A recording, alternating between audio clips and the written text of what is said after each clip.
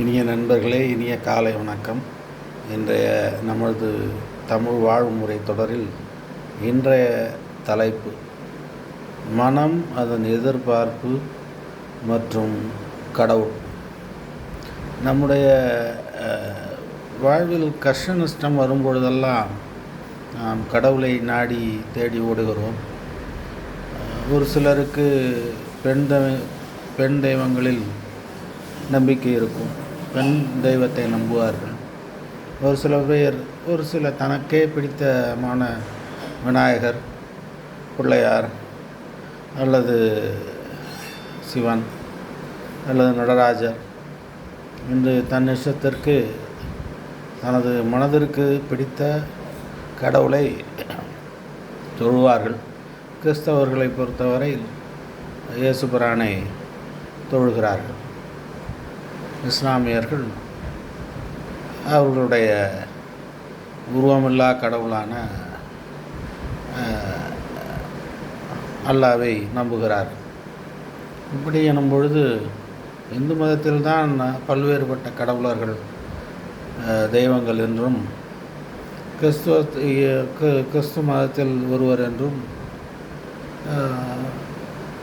இஸ்லாத்தில் ஒருவர் என்றும் இருக்கிறது. இதையே இந்து மதத்தை குறைகூறவும் பயன்படுத்துகிறார்கள். ஆனால் இவையெல்லாம் அடிப்படையில் பார்க்கும் பொழுது நம்முடைய மனதை பொறுத்தே அமைகிறது. ஒருவன் எப்பொழுது கடவுளை தேடுகிறான் என்றால் அவனிடம் காசு இருக்கிறது, பணம் இருக்கிறது, அறிவு இருக்கிறது, தகுந்த வேலை இருக்கிறது, வேலைக்கு தகுந்த ஊதியம் இருக்கிறது, குடும்பம் இருக்கிறது, தன்னை சார்ந்த நண்பர்கள் இருக்கிறார்கள், உற்றார் உறவினர் இருக்கிறார்கள். தனக்கு குறை ஏதும் இல்லை எனும் பொழுது கடவுளை இம்மியும் ஏறிடத்தும் பார்க்க தோன்றுவது கிடையாது. ஏதோ ஒரு வகையில் ஏதோ ஒரு குறைபாடு ஏற்படுகிறது என்றால் உடனே அதற்கு பயம் வந்துவிடுகிறது, சென்ஸ் ஆஃப் இன்செக்யூரிட்டி வந்துவிடுகிறது. வந்தவுடன் அதை உறுதிப்படுத்தி கொள்ள தனக்கு ஏற்பட்ட ஒரு வேக்குவம், தனக்கு இயலாமை என்று ஏதோ ஒன்று குறித்து வருகிறது என்றால் அதற்கு நாம் உற்ற துணையை தேடுகிறோம். அப்பொழுது நம் முன் மனைவி தெரிவதில்லை, நம்மை பெற்ற தாய் தந்தையர் தெரிவதில்லை, நம் முன்னோர்கள் தெரிவதில்லை. உடனே நமக்கு தெரிய வந்ததெல்லாம் கடவுள், தெய்வங்கள் தான். ஆனால் பெற்றோரை கூட நினைக்காமல், நம்முடைய நண்பர்களையும் நினைக்காமல், ஏதோ ஒரு ஃபீலிங் ஆஃப் இன்செக்யூரிட்டி, ஒரு திடகாத்திரம் இல்லாத ஒரு சூழ்நிலை நம் வாழ்க்கையில் வருகிறது என்றால் அதற்கு நாம் துணையை தேடுகிறோம். அப்படி நாம் துணையை தேடும் பொழுது அந்த துணை என்ன நமக்கு செய்யும் என்று நாம் எதிர்பார்க்கிறோம் என்றால், நாம் கேட்பதெல்லாம் கொடுப்பது எனக்கு பிடித்த பிள்ளையார் தான் என்று ஒரு சிலர் நம்புகிறார்கள். நான் கேட்பதையெல்லாம் தருவது சிவன்தான் என்று நம்புகிறார்கள். இறைவனிடம் கையேந்துங்கள், அவன் இன்னும் இல்லை என்று சொல்லுவதில்லை என அல்லாவை நம்புகிறார்கள். தேவன் மகிமை பெற்றவன், நாம் கேட்பதையெல்லாம் தருவார், தட்டுங்கள் திறக்கப்படும் என்று நம்பிக்கை வைக்கிறார்கள். இவையெல்லாம் மனித குறைபாடை அடிப்படையாக கொண்டது என்றே நான் ஓரளவேனும், நானே கடவுள் நம்பிக்கை உள்ளவன் என்ற போதும் ஏதோ ஒரு குறைபாடு, அதை நிவர்த்தி செய்து கொள்ள நாம் ஓடி ஆடுகிறோம்.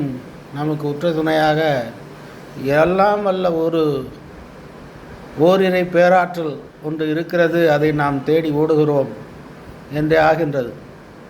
சுருக்கமாக சொன்னால், ஒருவனுக்கு முதுகெலும்பு இருக்கின்றதென்றால் அவன் கடவுளை தேடுவதில்லை. நான் சொல்வது புரியும் என்று நினைக்கிறேன். தன்னால் முழுமையாக நின்று செயலாற்ற முடியும், சாதிக்க முடியும் என்கிற தன்மை எப்போதெல்லாம் ஒரு மனிதனிடம் இருக்கின்றதோ அப்போதெல்லாம் அவன் கடவுளை நாடுவதில்லை, தேடி ஓடுவதில்லை. ஆனால் தன்னால் இயலாமல் போகும், எங்கோ ஒரு குறைபாடு இருக்கிறது என்றால் கடவுளை துணையாக கொண்டு காரியமாற்ற நினைக்கிறோம். இதுதான் அடிப்படை. ஆனால் இதையெல்லாம் இது இது இது வந்து பொதுவான கருத்து. இதையெல்லாம் விட பெரிய கூத்து ஒன்று தமிழ்நாட்டில் நடந்தேறி வருகிறது. அது என்னவென்றால், எம்ஜிஆர் இருந்த காலத்தில் தலைவர்களை நம்புவது. முன்பு நான் கூறியது போல, முந்தைய பதிவுகளில் கூறியது போல, every scoundrel has a leader. ஒரு போக்கிற்கும் ஒரு தலைவன் இருக்கிறான். அது உண்மைதான், தவறில்லை. அவன் வழி நடத்துகிறான். ஆனால் எம்ஜிஆர் இருந்தபொழுது அவருக்கு கொள்கை கிடையாது. திராவிட வழி என்று சொல்லிக்கொள்வாரே தவிர திராவிட வழிப்படியே எல்லாம் நடந்ததா என்றால் கிடையாது. ஒரு சில திராவிட விதிமீறல்கள் தான் அவர் காலத்தில் தொடங்கியது. ஆனாலும் அவர் நல்ல தலைவர் தான். என்ற பொழுதும் அவரிடமிருந்து பொதுமக்கள் என்ன எதிர்பார்த்தார்கள்? ஏதோ நல்லது செய்வார். என்னதான் செய்வார் என்று ஒரு வரையறையும் கிடையாது. இதை செய்து தந்தார் என்று சொல்லவும் இயலாது. ஆனால் ஏதோ தருவார், நல்லது பண்ணுவார். சில காலமாக ஒரு சில இளந்தலைமுறை தலைவர்கள் வருவார், மாற்றம் தருவார்.